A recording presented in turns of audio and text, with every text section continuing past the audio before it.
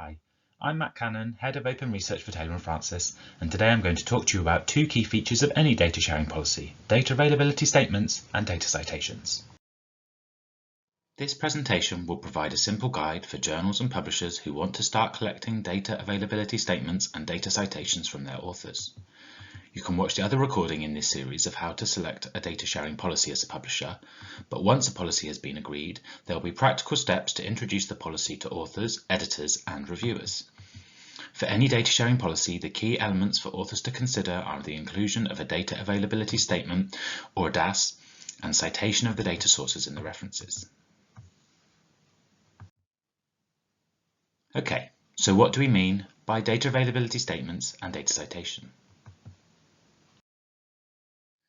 So now to talk about the difference between a DAS and a data citation. Firstly, a DAS provides a description of how the data that has been used as part of that research study can be accessed by readers of the paper.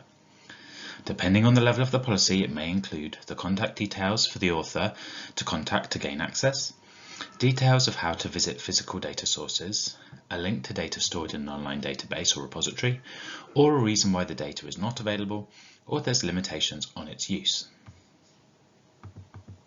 A data citation is similar to a reference that may be included to another journal article or a book, but it specifically points to a dataset. For a dataset to be cited, it needs to have at least basic information or metadata available, even if it's not completely open or accessible. Often a DAS would also include a data citation.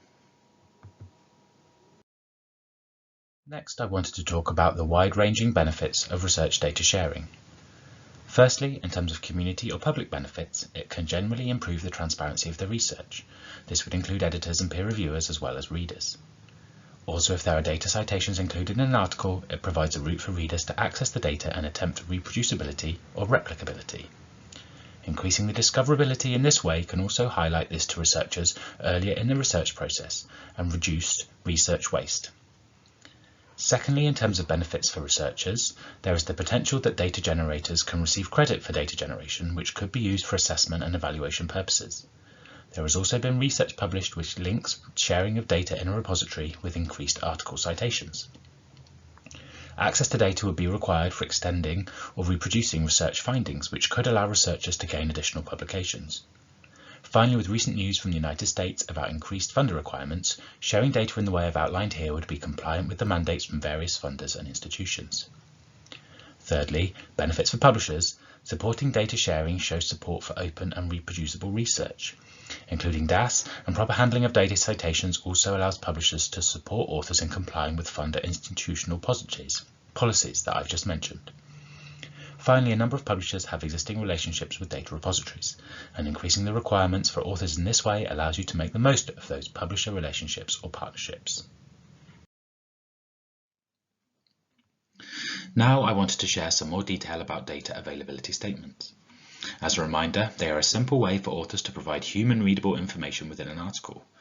They should state the location of the data and the conditions under which the data may be accessed.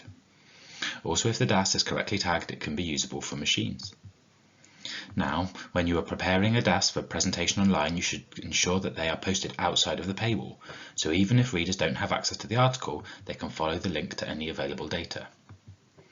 Guidance for creating useful statements, which may also be useful to share with prospective authors, such as information about the data, persistent identifiers, the repository, and licensing or access requirements.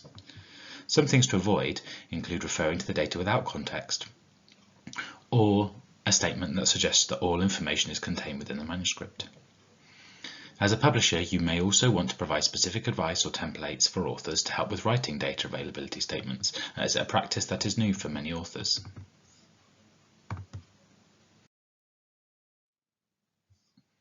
On this slide, we have more information about data citation. As I mentioned, data citations complement a data availability statement but have a specific purpose. By including a reference in the reference list, it creates a machine-readable link between the objects, the article, and the dataset. This information can be added to the metadata of the article and then allows machines to surface the links between the two objects. In terms of displaying data citations, these should be included in the regular reference list, and a number of publishers already share their reference lists outside of the paywall. to briefly describe the features of a data citation outlined by the 411 data citation principles. The main thing to avoid here is only having a web link to the dataset, as web links can change over time and the links can be lost, also known as web rot. Persistent identifiers are not built to degrade in the same way and should be more sustainable in the long term. One of the things that is really valuable here is Scholix. Scholix is a framework that describes links between objects. Think of it as a foundation stone for exchanging information. Where Crossref has metadata in an article that points to a dataset, for example a data citation, Crossref sends that information as a Scholix link information package to the Event Data API, containing metadata about the article, the source, and the dataset, the target, metadata about the semantics of the link, and metadata about the link package itself, for example the date, the issuer, and other rights. Other Scholix hubs, such as DataCite, can then use the Event Data API to create a bilateral link between the article and the dataset. Scholexplorer is a tool that publishers can integrate into their platform that surfaces data to literature links made by using the Scholix framework. Now to talk more about collecting DAS and data citations. One of the most important things to consider when introducing a data sharing policy is the guidance you give to authors to help them in complying with your policy. Regardless of the specifics of the policy you're introducing, the main requirements for authors in terms of publishing articles will be the inclusion of a DAS and the citation in the reference list. There will also be instructions needed on if, how, and where data should be shared. It will be vital to make data policy information clear in your instructions for authors template and also within the system used to process submissions. There are a few options to consider when configuring your submission system. One option is to have specific questions and spaces for authors to add this information into the submission system. The other is by requesting authors to include the key information in the article. This could minimize the changes required to your submission system.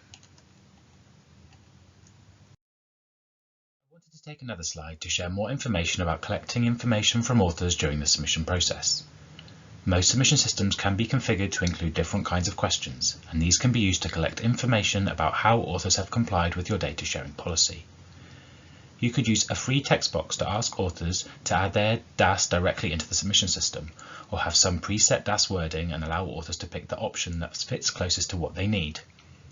Given the complex nature of research projects and the variety in ways that primary and secondary data may be used, requiring a single option to be selected could result in some nuance being lost. It is worth speaking to your journal editorial office or system supplier to help with the system configuration and the specifics of your own policy and journals. Next, I wanted to talk about how collecting data availability statements and data citations should be considered as part of the peer review process, as it isn't just authors that need to be considered as part of the submission workflow. If you have editorial office staff, you should consider adding steps to the technical check of manuscripts to see if the required content related to the data sharing policy has been included at submission. In addition to these administrative steps, there should be subject-specific checks made by the editor or the reviewers to ensure that what has been included in the DAS makes sense with subject knowledge. In terms of further downstream impacts of the data sharing policy, once papers have been accepted and passed into production, there are additional steps to ensure the useful information that the authors have provided has been included in the article metadata. If your journals use the JATS XML schema, both the DAS and the data citation can be tagged to be included in the article's XML, which means it will feed out to Crossref and other downstream users like Scholix.